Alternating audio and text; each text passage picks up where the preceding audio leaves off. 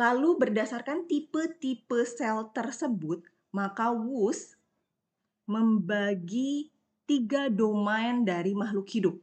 Yang pertama ada arkebakteri, kemudian yang berikutnya ada bakteria, dan yang terakhir ada eukarya. Oke. Nah, ini juga berdasarkan selain dari tipe selnya, juga dilihat dari perbedaan sekuens DNA-nya.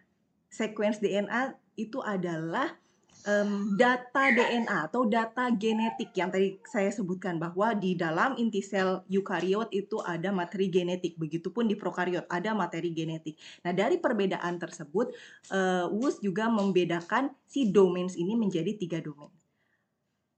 Bagaimana perbedaan-perbedaannya lebih lanjut? Mari kita bahas. Dan ini adalah pohon filogeninya. Jadi melihat kekerabatannya dari nenek moyang sebelumnya. Seperti itu. Dapat dilihat bahwa ada kekerabatan yang lebih dekat antara eukarya dan arke di sini. Nah, yang pertama, archae. Archae ini berasal dari bahasa Yunani. Nah, yang dimana bahasanya adalah arkaios, artinya adalah ancient kalau di bahasa Inggris. Bahasa Indonesianya adalah purba. Jadi arke ini dikenal juga sebagai bakteri purba, bakteri yang ada di zaman-zaman dulu. Kemungkinan diduga seperti itu. Nah, kemudian yang ciri utama dari prokariot ini dari arke ini adalah dia single cell. Maksudnya adalah selnya hanya satu. Dan arkebakteri ini adalah bakteri yang selnya adalah prokariot, di mana dia tidak memiliki inti sel. Teman-teman bisa lihat di sini di gambar sebelah kanan di sini tidak ada nampak kejelasan di dalamnya. Ini hanya seperti benang-benang dan bintik-bintik saja. Nah, ini adalah ciri-ciri dari prokariot. Kemudian yang berikutnya, arke ini merupakan makhluk hidup atau organisme yang memiliki tingkat ketahanan yang sangat kuat di wilayah yang ekstrim. Contohnya adalah dia ada di kedalaman laut yang sangat dalam, di mana tekanannya sangat luar biasa, tidak ada oksigen, tidak ada cahaya matahari, seperti itu. Kemudian ada juga di hot acid spring. Hot acid spring itu adalah air panas, sumber air panas di mana suhu airnya itu sangat panas dan pH-nya pun asam. Nah, kemudian ada juga di tempat-tempat yang salinitasnya sangat tinggi. Ada yang di pH-nya sangat ekstrim. Itu adalah arke. Jadi ketika ditemukan makhluk hidup atau mikroorganisme prokariot di daerah-daerah seperti tersebut, kita sudah akan mempercayai bahwa itu adalah domainnya arkebakteri. Seperti itu. Nah, kemudian major group dari arke tersebut ada metanogens, halofil, acidofil, dan termofil. Penamaan-penamaan ini berdasarkan dari mana asal dari arke tersebut. Seperti contohnya metanogen, ini berarti dia sangat toleran terhadap arke ini, makhluk hidup ini sangat toleran terhadap metan. Kemudian halofil, ini artinya adalah dia dapat hidup di lingkungan yang salinitasnya ekstrim.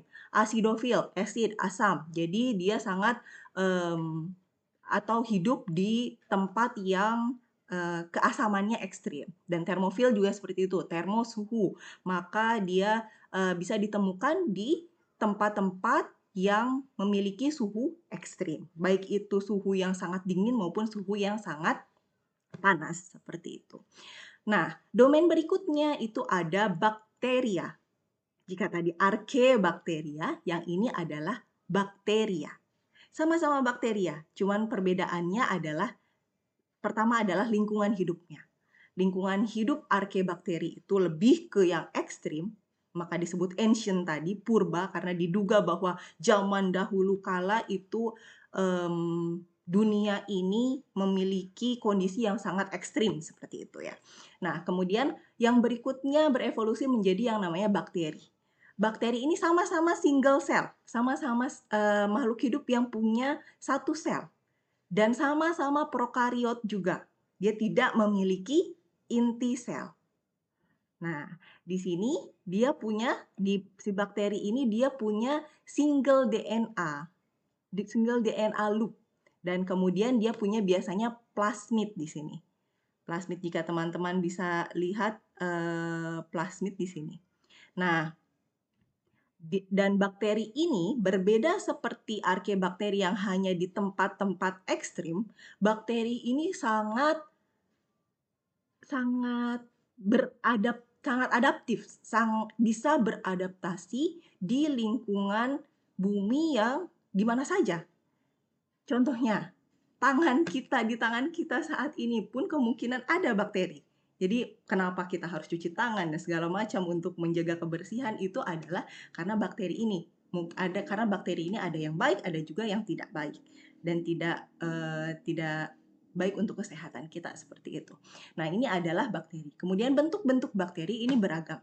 Ada yang bulat-bulat seperti yang hijau-hijau di sebelah sini. Ini biasa disebut sebagai koki. Kalau satunya namanya kokus seperti itu. Bulat-bulat. Ada yang cuma satu, ada yang dia berkoloni. Dan biasanya si bakteri-bakteri ini dia berkoloni. Jadi seperti ini nih. Ada yang seperti cacing, ada yang hanya membentuk seperti ini, ada yang tidak jelas bentuknya seperti itu. Tapi satu selnya itu dia berbentuk lingkaran, maaf. Kemudian yang berikutnya adalah basili. Basili ini yang berbentuk seperti tabung silinder. Seperti ini. Ini adalah yang basili. Nah, yang kalau misalkan teman-teman suka dengar bakteri bacillus, nah itu artinya adalah bakteri itu bentuknya basil atau bentuknya tabung seperti ini. Dan selanjutnya ada juga yang bentuk-bentuk lainnya, ada yang spiral seperti ini. Kemudian ada yang berbentuk seperti tanda koma, ada yang berbentuknya tidak jelas seperti apa, ada flagelnya dan ada silianya dan seperti itu. Itu adalah bentuk-bentuk dari bakteri. Nah, contoh dari bakteri itu ada cyanobacteria seperti ini bentukannya, cyanobacteria karena dia bisa berfotosintesis maka warnanya hijau. Kemudian ada juga Actinomycetes yang bentuknya seperti ini dan ada juga Mycoplasma di mana Mycoplasma ini dia tidak memiliki dinding sel. Jadi jika teman-teman lihat di sini jika yang cyanobacter dan Actinomycetes lebih rigid, kalau yang Mycoplasma ini tidak terlihat rigid. Jadi kenapa? Karena dia tidak memiliki dinding sel. Seperti itu. Nah, kemudian domain yang terakhir. Domain yang terakhir adalah eukarya. Eukarya ini adalah domainnya makhluk hidup yang biasanya bisa kita lihat. Dan eukarya ini dia memiliki sel yang eukariotik. Jadi, apa maksudnya eukariotik? Saya kembali ingatkan lagi bahwa eukariotik itu adalah sel yang memiliki nukleus atau inti sel. Mana inti selnya? Ini yang sebelah sini. Ini adalah inti selnya. Dan di dalam sini ada materi genetik yang namanya DNA. Nah, sel yang memiliki nukleus, lalu apa saja sih si kelompok domain eukarya ini? Nih, semua hewan, semua tumbuhan, semua fungi, dan juga protista, beberapa protista itu adalah eukarya, masuk ke dalam domain eukarya. Nah, itulah kenapa tadi saya menyebutkan bahwa ini adalah makhluk hidup yang sangat sering kita lihat. Seperti itu ya. Dan untuk eukarya ini dia ada yang single cell, tapi banyak juga yang multiseluler. Multiseluler apa? Kebalikan dari euseluler yang hanya satu sel. Multiseluler itu adalah makhluk hidup yang memiliki banyak sel. Contohnya adalah manusia, kita sebagai manusia, tidak mungkin kita hanya terdiri dari satu sel kan ya. Kita memiliki sangat banyak ribuan, jutaan, bahkan miliaran mungkin sel yang ada di dalam tubuh kita. Kemudian, bentuk selnya pun dia lebih kompleks dibandingkan dengan, mmm, 2 domain yang lainnya, seperti itu ya. Oke. Nah, satu lagi yang saya ingin sampaikan adalah meskipun kebanyakan adalah makhluk hidup yang multiseluler, tapi ada juga yang single cell. Contohnya apa? Contohnya adalah protista, beberapa protista dan juga ada beberapa fungi yang hanya satu sel saja, sedangkan yang lainnya itu adalah multisel. Seperti itu teman-teman. Nah ini dia kingdomnya. Kingdomnya ada protis, sebagian ya, untuk protista ini hanya sebagian. Sebagian protis, kemudian fungi, kemudian ada plants atau tanaman, plante, dan yang terakhir ada animalia, animals, hewan. Begitu.